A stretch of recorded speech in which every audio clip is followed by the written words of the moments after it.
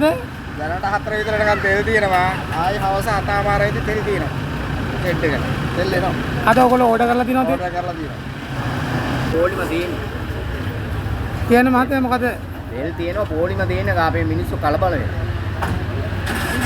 මොකද ජනතාවට කියන පණිවිඩය මොකද? ජනතාවට කියන්නේ ජනතාව නිකන් බොරුවට කලබල වෙන්නේ නැතුව ඉන්න කියලා. මේ නිකන් බොරුවට කලබල වෙන්න එපා. රටවල් වල මේ ප්‍රශ්න නැති වෙනවා. හැමතැනම එනවා. ඕවයි වාවයි කියලා මේ ප්‍රශ්නයක් වෙන්නේ නැහැ.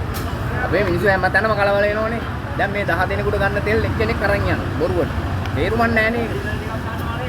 එතන පොලිමේ ඉඳිදී අර ටැංකි අරන් යනවා. ඒවා මම බොරු වැඩ. මේ වුණා කියන්නේ ආණ්ඩුවට කිසි කර්මයක් වෙන්නේ නැහැ. ආණ්ඩුව දෙයිය හම්බුනේ යනවා. බය වෙන්න දෙයක් නැහැ. මේ තෙල් තියෙනවා මේ මිනිස්සු මේ කලබලයට මේ කොට දැන් මේ ප්‍රශ්න වෙලා තින්නේ. ඔව් මොකද දෙන්න පණිවිඩය? නෑ ඉතින් සමහරව දැන් තෙල් ගිහිල්ලා අදිනවා අදලා ආයි ගෙවිලා ගහනවා. ඒක තමයි මේ තෙල් බ්ලොක් එක තියෙන්නේ නැත්නම් ඉතින් මගේ නම් අතරම තෙල් නැති නිසා මම ආව ගන්න. කොහෙද වෙලා තියෙන ප්‍රශ්නේ? තෙල් නැත්නම් දැනට තියෙනවනේ. ඉවර ගලන් තෙල් නැහැ අලු යන්න.